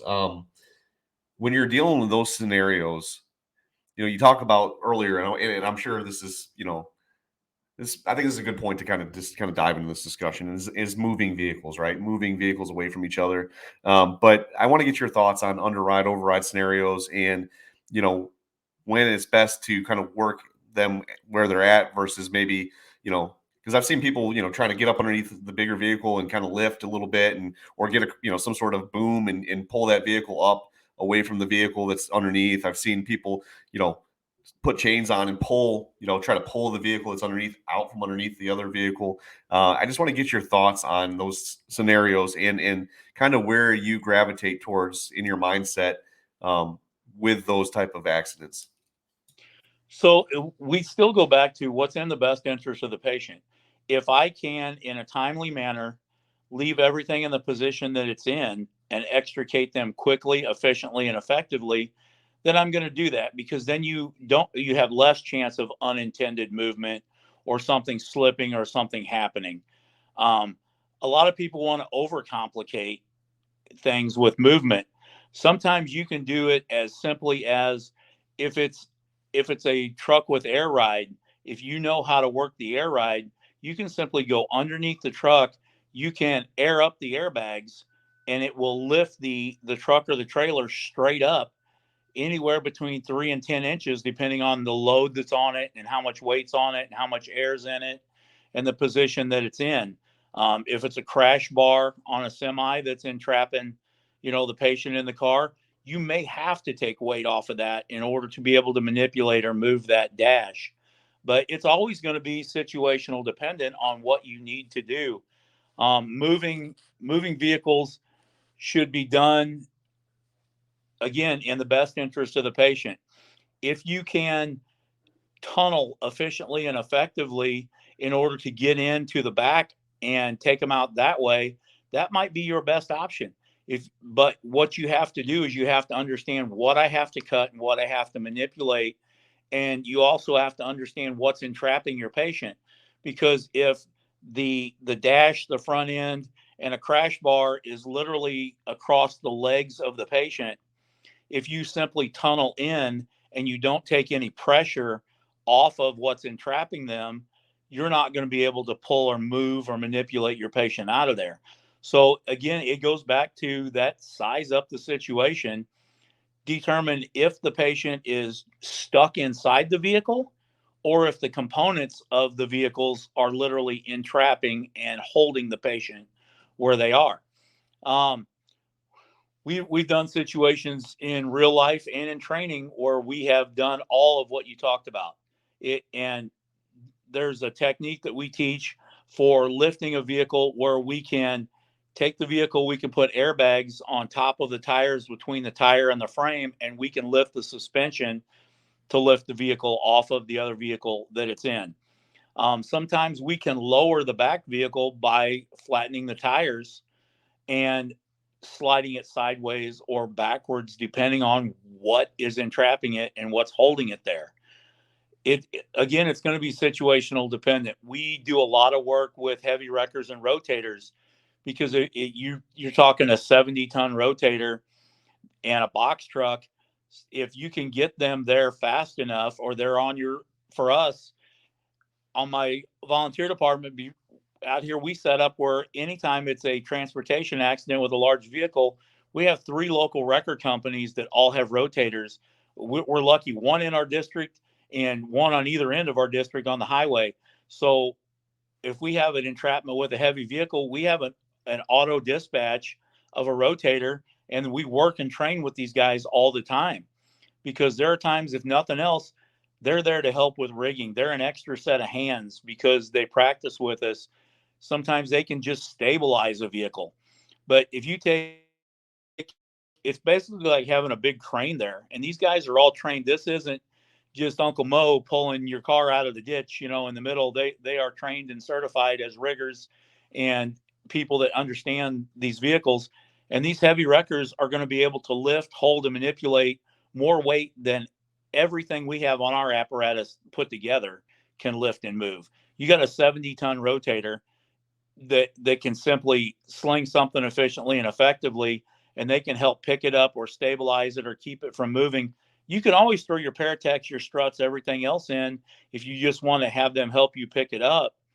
But again, like you said, it all goes back to the situation that you have, what's in the best interest of your patient, and don't get that tunnel vision of we have to do it this way. You know, you have to have everything in play. You have to practice all the different scenarios, and then you do what's best for your patient, whether it's simply lifting, whether it's simply stabilizing and cutting in place, whether it's manipulating or moving the vehicle. All of that has to be done by what you have to do to get the patient out the quickest and the safest manner. Yeah, that's a good explanation. Vehicle movement, obviously, I feel like in the last 10 years that's become more of a discussion. When I first came on in the fire service, there wasn't a lot of discussion or training or mindset about actually physically manipulating and moving vehicles. Like that was just a no-no. Like people didn't teach that in the fire service. People didn't really, even want to have that discussion. Like we're not gonna, and now I just feel like it's good because it's good, a lot of people are starting to get into that. Like, hey, sometimes like if we can just pull this vehicle, like you said earlier, away from that Jersey barrier, right, and create space for ourselves, and what's better for the patient, right? And we talk about people, doing controlled rolls, doing control, pulling vehicles out from out from underneath other vehicles or lifting other vehicles. That discussion is relatively new. I feel like in the fire service, I'm not sure that it's necessarily as new in the vehicle extrication world. I'm sure that that's probably, predated some of the discussion that's translated over to the fire service in recent years. But the concept, it just makes sense. If I can slowly move this vehicle in a controlled manner and create space where we can get this patient out faster and we're not having to spend 30, 40 minutes just going through just extreme uh, extrication techniques to tunnel in and try to cut the vehicle from the inside out. And I've seen that too, where guys will, get in there with tools in the patient compartment and go from the inside out and start taking stuff and removing stuff. And I'm not saying there's not a time or a place for that, but again, it goes back to if we can just pull this vehicle out away from this and make space to work, is that maybe what's better for the patient? I would like to think so. It is definitely interesting to see the evolution of that conversation in the fire service. No, 100%. And you know, like you said, manipulating it to do good or what's in the patient's benefit is what we have to do. Um, there's two things in my opinion that are completely underutilized because people don't practice with them and they don't understand them, is rams and airbags for making space. Because if you got a vehicle that's compressed, we call it making survivable space inside the vehicle. If you've got a rollover and the roof is pushed down, um, what's wrong with sticking an airbag on top of the passenger seat and raising the roof back up, to make survivable space so you get that pressure off that patient's head and neck? What's wrong with putting a ram in there and restretching the posts apart, making survivable space inside there, doing what we call cross ramming from one side of the other to put the container back in the shape it was before the accident? Because no matter the size of these patients, the size of the car, all these people were able to fit in this vehicle before the accident happened. So if we can put the vehicle back into the shape it was, or slightly increase the shape or size of the passenger compartment, we can make that survivable space to work our patients.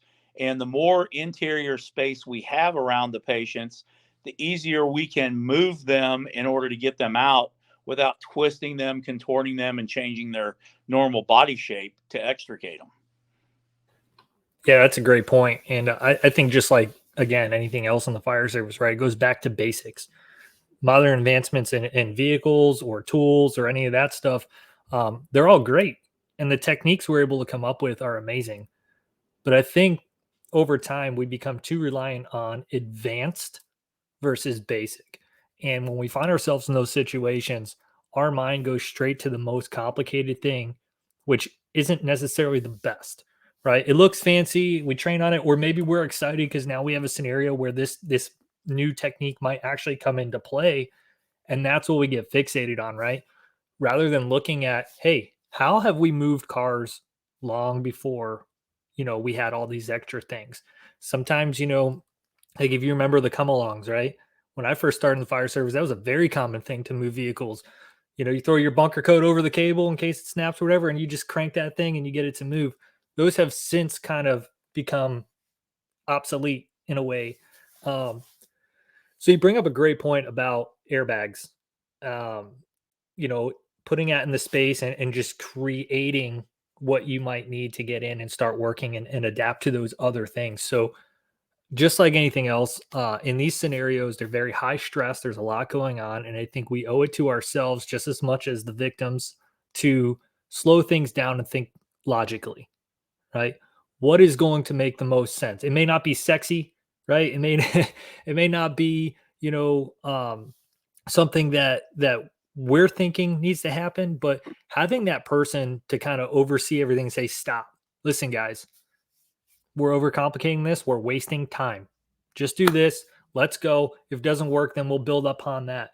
But there has to be a basis of what we need to go to. And that goes back to understanding what we have on our rigs, the purpose we have these tools, how to use them in various different situations, and training people how to use that. Because, one of the things the fire service is really good at nowadays is certifications, right? Oh, go take all these classes, get certified. And that's great. There's nothing wrong with that. However, just because you have an umpteen amount of vehicle extrication certifications doesn't necessarily mean that your scenario warrants all of those things that you just learned, right? So, yeah, that rant just to say, don't forget our basics. Don't forget the tools that we have to our ability before we just start making this crazy scenario up and busting out, all the artillery when we have other options that might be better suited for what we're facing. No, you're 100% right. I had one of my guys the other day that pulled up on an accident scene, and they're like, we're going to have to do this. We're going to have to cut this. We're going to have to do all that. He reached inside, pushed the unlock button on the door, and opened the door. Don't overcomplicate things. Use the KISS method. Keep it simple, Steve. That's what I go by. There's no reason in doing anything that's going to take more time, cause more damage, put more people at risk, and not be safe, efficient, and effective. Move the seat, open the door, unlock the door, do the simple things that make sense. Because how do people get in and out of cars? They get in and out of cars through the door. And we have got the ability now. We have learned in the EMS side that backboards are not in the best interest of our patient. C-spine immobilization and making sure the C-spine is maintained, and that we secure our patients in a position where we support the spine in a normal position, whether it be padded with pillows, whatever it is, to keep the C-spine and the spinal column intact the way we want it, without increasing additional pressure, putting unnormal pressure. That's unnormal. That's a great word, but without putting different pressure on the spinal column that doesn't work. Your spine's not flat. For years, how long did we have people lay on a backboard in a hospital in an ER for 2-3 hours or more while they're waiting for tests? And that caused more damage to that spinal column than by having them lay on a soft stretcher that was conforming to their body, but supporting them because it wrapped around them. I'm really going to show my age now. We used to have vacuum splints to where we put them on the stretcher, and they were a splint where it literally vacuumed around the patient and held them in place. But you know why those lost favor? they were expensive. People didn't understand how to use them, and doctors would go and cut them off and ruin them. So there's a new European inflatable sea collar that is phenomenal, that I really like, that I got to play with at the North American Vehicle Rescue Conference in Miami not too long ago. And it's an adjustable inflatable sea collar, so it literally is manipulated and inflated to what's fits your patient correctly. So that's the thing that we got to get out of that mindset of, we do this because we've always done it. That's the phrase in the fire service that drives me the most insane, because people want to have 200 years of tradition unimpeded by progress. I'm a big tradition guy. Don't get me wrong. I'm not going to be wearing no European, helmet fighting fire. But I wear a rescue helmet because I don't have to deal with the brim, the bill, everything else, and I can fit in a tighter place in rescue. I'm going to do what's in the best interest of my patient for the situation that they need.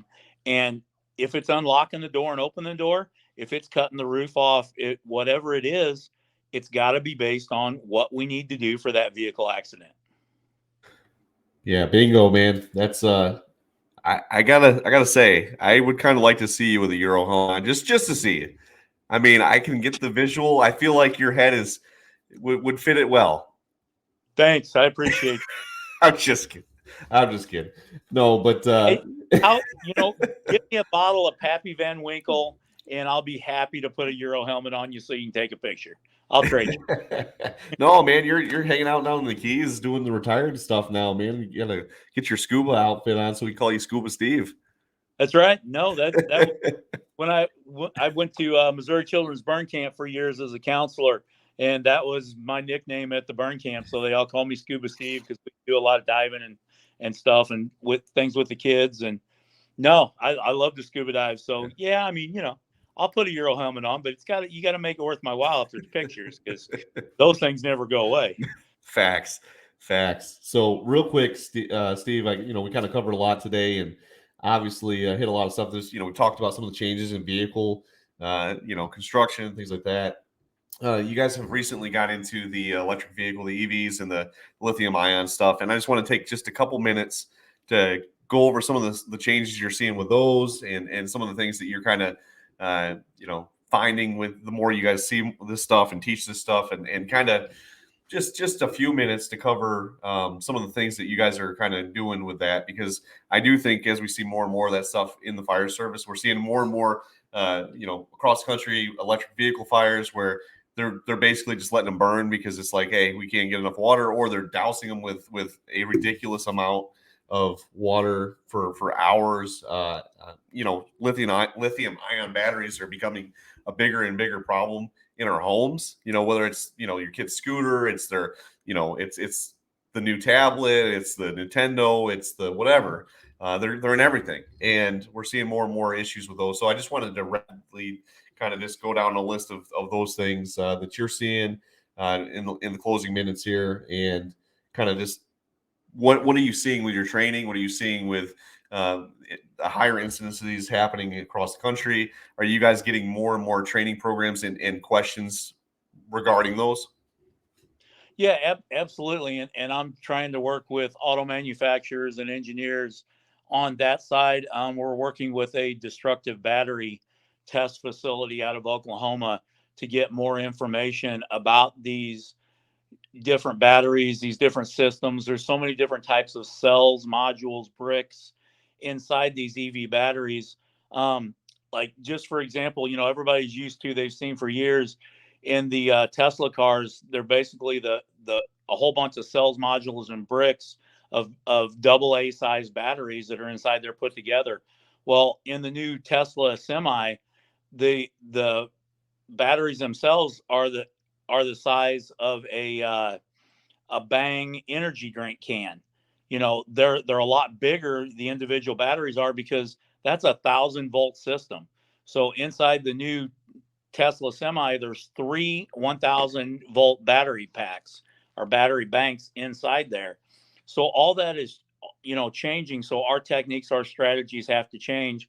And the percentage of charge in the batteries is going to affect how long it burns, the rate of discharge, how many cells, modules, or bricks are involved is going to tell you how fast it's going to burn, how much heat it's going to put off, where it starts in the battery. If it starts in one corner and it burns across the battery and it consumes it from the edge versus an injury to the center of the battery case, and then it heats up all the batteries at one time and gets all the batteries burning faster and quicker, is gonna depend on how much your rate of fire and your spread and everything is.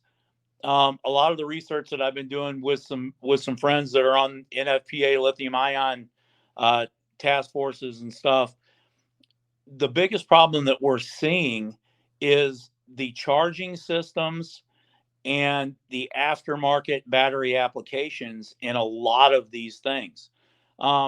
People will buy a scooter, for example. FDNY is running a ton of electric bike and scooter failures and small hobby, we call them racing cars, things like that, fires in another computer tablets, things like that. They're running instances where they're doing a lot of this. And it seems so far, and I'm compiling data, so I'm not going to tell you I have hard, fast numbers, but it seems a lot of time they're using an aftermarket charger, or they put a different battery than what came from the factory in there. That's an aftermarket battery that maybe charges at a different rate or discharges, puts out more power or lasts longer, or is too big for the container and it doesn't allow for air circulation around the battery container to keep it cooled the way the system was designed to cool it. If you take these little sand rail cars that people run with a remote control, there's an area in those boxes where there's vents that draw air through them as they're running, and that does a passive cooling while these little vehicles are driving, across the parking lot or whatever. People will buy aftermarket batteries that completely fill up that entire area. They'll block off the air vents, and now they can't get any passive circulation, and it builds heat, causes it to build enough heat, or has too much power and causes it to go into thermal runaway. That's like anything else that we're seeing in any kind of lithium ion stuff or any battery stuff, is we tend to have more problems when you use something that it wasn't designed for and the way the manufacturer didn't make it to run or charge or be used. So that makes a huge difference.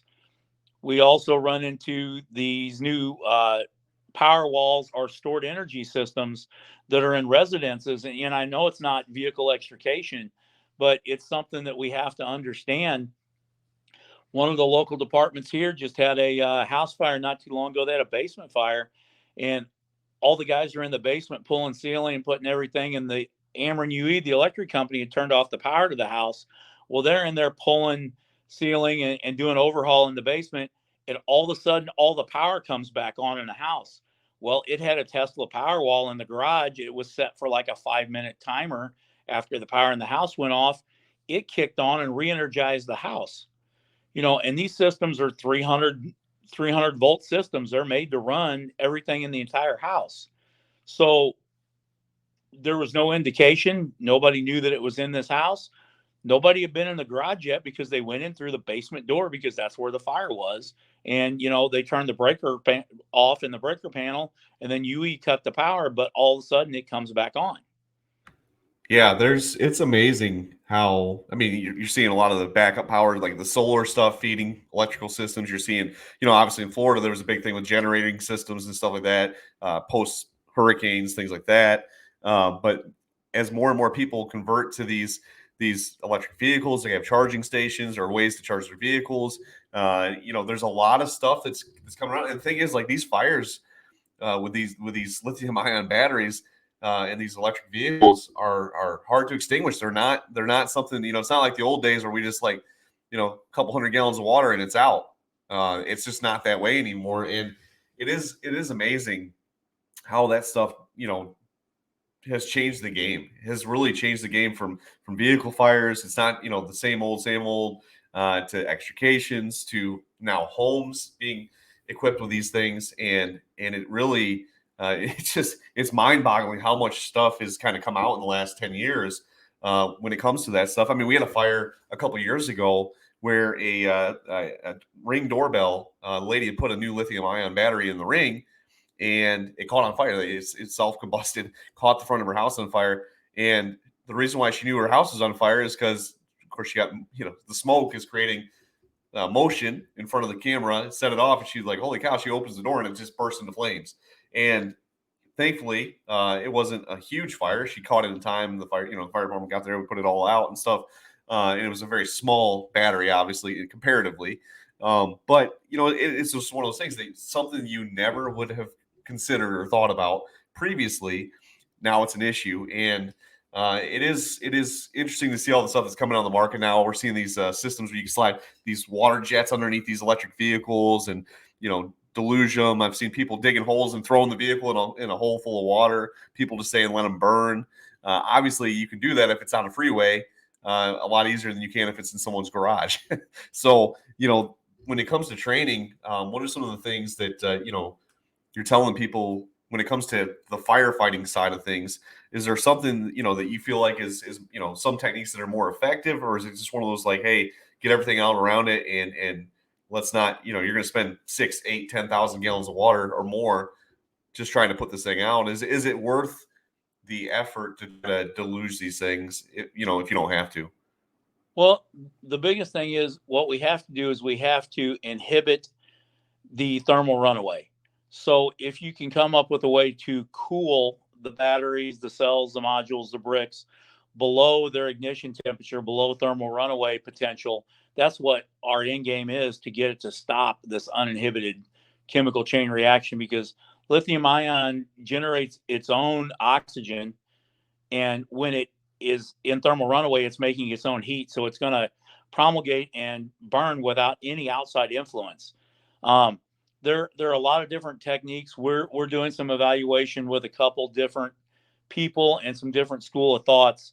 So far, in my opinion, I think what seems to be the best is these new non-corrosive encapsulating foams, a Fire 8, a Fire Bull, F500. I'm not going to get into any one specific thing, because there's things about all of them that I like and things about all of them that I don't like. So I think there's something that's going to come out that's really going to help us. But your regular AFFFs, they're corrosive, and they're designed to make a blanket. And when you make a blanket, all it does is it holds heat inside there and allows it to stay in thermal runaway. What we have to do is we have to cool the batteries below their ignition temperature, keep them cool so that it doesn't return to thermal runaway and keep generating its own heat to make itself burn.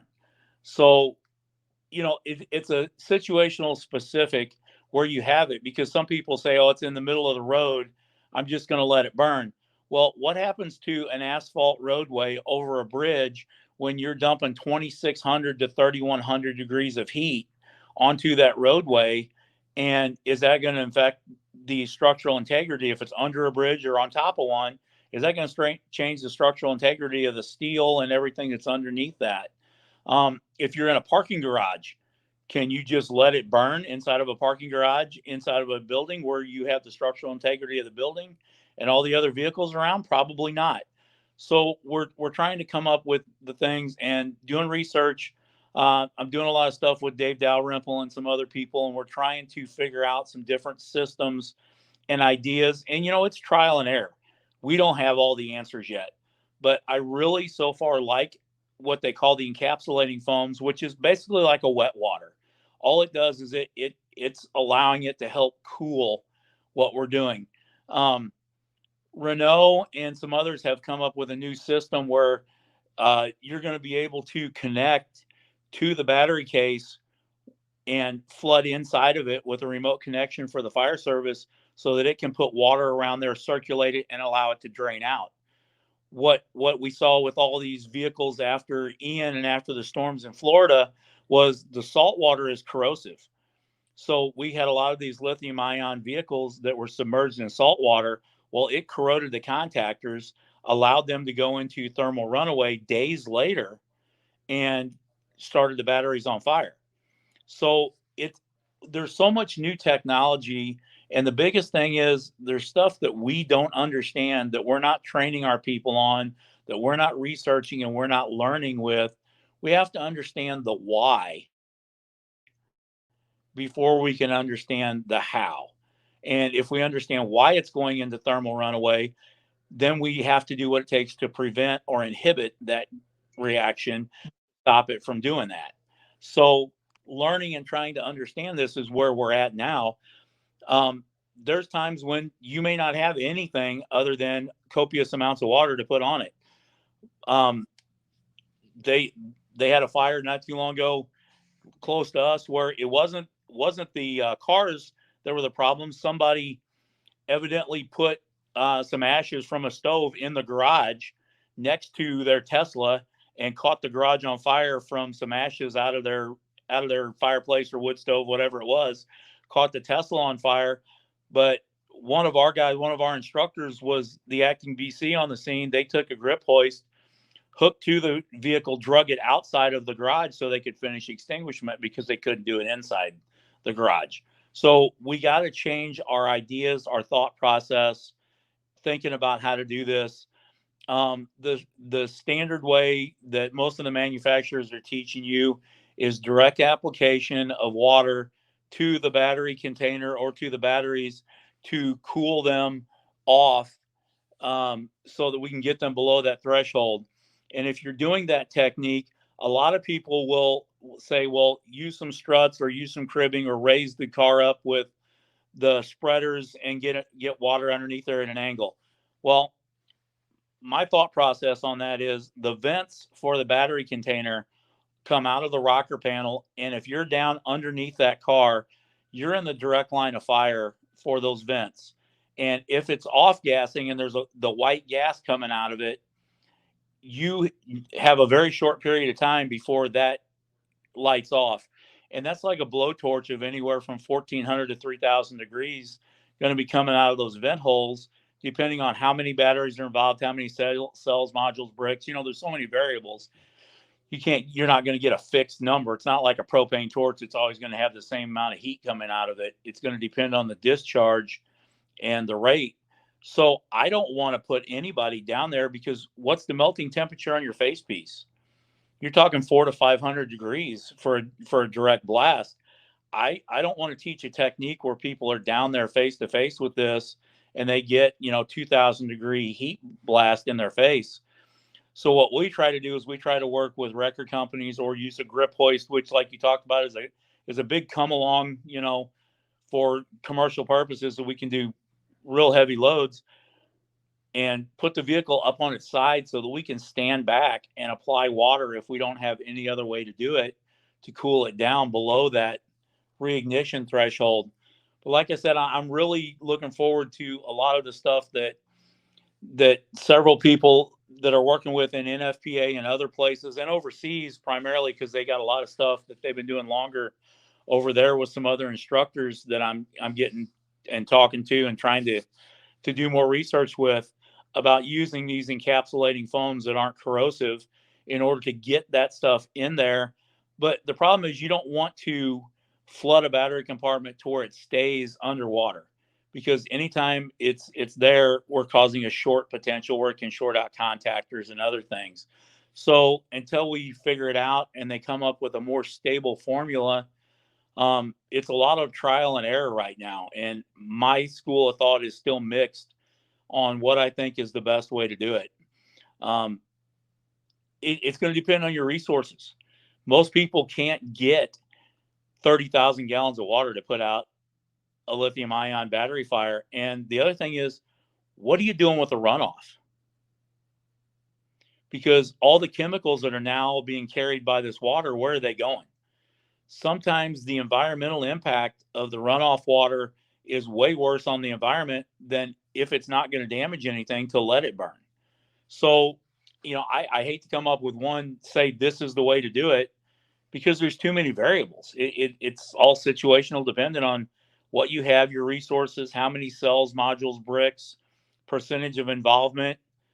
If it's in a structure, if it's in the middle of the road, if you can drag it off in a field or a junkyard where it's not going to damage anything else.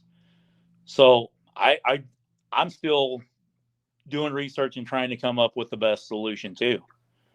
Yeah, that's really good. I feel like hell, we could probably have a whole episode just on EVs and lithium-ion battery fires because it really could is. do It's 12 such hours a touch it all. Yeah. yeah. No, We could. well, it's an ever evolving.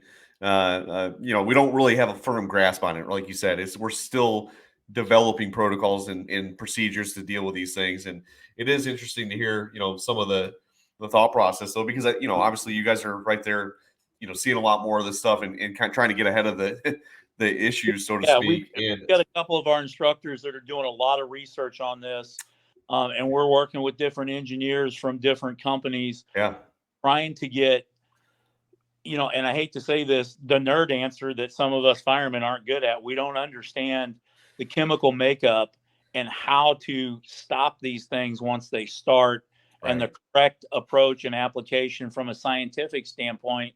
What were we taught? Drag hose, squirt water. A lot of times that's not the best way to do things. right. I've looked at some of these fire blankets, things like that. There's so many options and different techniques, and everybody's like, well, this is stupid, this won't work, or this is not right. Well, I look at it from a totally different standpoint. These people are trying to come up with a solution to a problem. Right. If we don't always get the right answer the first time, but at least they're trying. The only thing I'm not fond of is puncturing any battery compartment and causing more cells to go into thermal runaway. I'm not sold on that idea. Because I think we're putting people at risk when we're doing that. So it's risk versus benefit for me. And that's why I'm trying to weigh all this out. We got to figure out a way to get a cooling agent to where it's needed in a sufficient volume to cool it quickly in order to figure out how to solve this problem. Yeah, well said, man. And like I said, definitely looking forward to some of the research as it continues to develop. And that's one of those things. Like I said, I think it's going to be interesting to see how the fire service tackles this issue going forward, and what kind of comes from all the research and trial and error that's kind of going on right now. But that being said, we've been at it for a while now. We have covered a lot of good material. It's been just jam packed with information, man. What's that? We ran down a few rabbit holes and trails. Yeah, we're good at that. So we all are, bro. We all are. So one of the things we kind of started last episode and trying to do this year, kind of a rapid fire set of questions. I called it 6 and 60, and Sean had a better idea. I called it rapid fire, which I'm like, duh, that makes sense. It's hey, we're a fire show, man. We got to talk about fire. So that's what we're gonna dub it. We're gonna say 6 questions in 60 seconds. It can be one word answers or a sentence or so, but quick answers. We're gonna just kind of shoot them at you fast. And like I said, this is the rapid fire segment, the new rapid fire segment of the Make Do podcast. So are you ready? Yes, I'll try to keep my answers short. All right, Sean's going to hit you with 3, and then I'm going to hit you with 3, and we'll see what comes of this. Okay. Right. First one, best role on the crew when it comes to extrication. I like being the ram guy because I can move the most metal, the fastest, and the quickest and most efficient with a ram. Awesome. So this might be the same answer then. What is your favorite extrication tool? My brain. That's a good one. Because you got to think, because there's no 2 extrications and nothing are the same. So a lot of times, like you said, it's as simple as reaching in and unlocking the door. Sure. So you got to use that thing that keeps your ears from slapping together. Awesome. No, great answer. Now, last one for me. Best extrication conference or training event to attend if you're looking for information. Ooh, that's tough. Because there's so many good ones out there. A lot of people will go with the big stuff. But I like something that's hands-on, that makes a lot of sense. So I like finding an instructor who is doing things that I like and learning from them. So I like the smaller conferences. It's hard to pick. I don't know. Fair enough. It's hard to pick. Give us 3 real quick. Just real 3 that you would recommend across the country for extrication?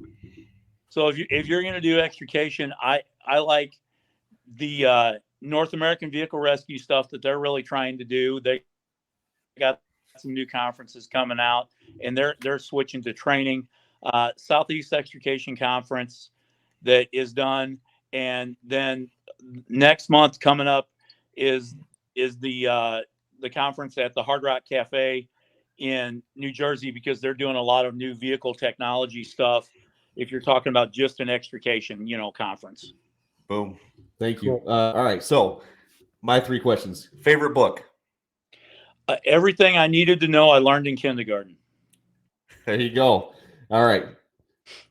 In 2 sentences or less, biggest challenge facing the American fire service? Willingness to learn and change what we think is the norm. I like it. All right. Last question. What is the biggest advancement in the fire service that you've seen over the course of your career? Ability to share information and different things if you're willing to learn. Because So, education platforms. social media has made it Yeah. we can find out about more things going on. Then you have to have the follow through, call the people, go to the conference, take the classes, learn from as many different people as we can. But the biggest advancement in my mind has been the ability for us to learn from so many different people and different ideas and techniques. Beautiful. Beautiful. Yeah. That's well put, man. So look, you crushed it. You didn't even we didn't stump you too bad. So That's it. I So, don't know, Steve, maybe I just floated through. yeah, right. Well, What's next for you? What are we looking forward to for Rescue Redefined in the coming year, or maybe even just you personally? Where can people find you? All that good stuff. Well, we our website is rescueredefined.com. I also have another company called Breaking Glass USA, which we have some products that I've partnered with Jason Pook, who's a firefighter in Canada, and we're redoing and retooling. We have some hard and soft protection to protect patients during vehicle extrication that are clear. So we have a clear, hard rescue board that we put between our tools and between our patients and our rescuers, because we didn't even get into it a whole lot, but all the new different materials, cars don't cut anymore. They fracture, break, explode violently, plastic flies off. So we got tired of patients and rescuers getting hurt. So we designed and retooled and are working together to make products to protect the patients and the rescuers. We also have an NFPA rated clear plastic blanket that's fire FR poly rated to cover our patients and our rescuers during extrication, so you're not getting glass in their face and the rescuer's face and the patient's face. They're not getting wet if it's raining. And what we always do, we take that old red wool blanket off the rescue truck and we throw it over the top of a patient that's already claustrophobic, freaked out and scared, and put them back in the dark. And then we can't see if they're having trouble breathing or something else. So that's one of the big things that I'm working on personally.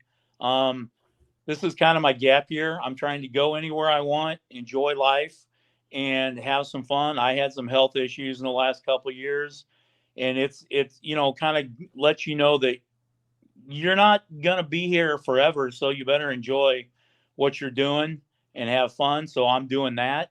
Rescue Redefined, we've got programs going in already scheduled in 9 states for this year. Our next class, we're doing a 3-day rescue class in Georgia in February. We got one in March. April, we'll be at the North Florida Fire Expo the first week in March. I'm going next week to Fire East in Florida. I'll be there. So we're doing a lot of stuff all over. We're trying to get out, have fun. Guys can reach us at rescueredefined@gmail.com or on Facebook or on our website. We have a lot of classes that we offer that are standardized classes, but our biggest thing is making custom classes for people exactly what they need. We got in and did some Zoom training when all the Corona stuff and COVID stuff was going on. So if you have a department and you need a classroom presentation, we can do that even remotely to help you with the cost and keep it down that way. We have 20 instructors from multiple states all over the country, and we're working with a lot of people trying to do things. So we're growing, we're expanding. We're just a bunch of firemen trying to do good things and share what we've been privileged to learn from some really smart people all over the world. So we want to have a good time. If we can do something to help you out, I just talked to a gentleman from Montana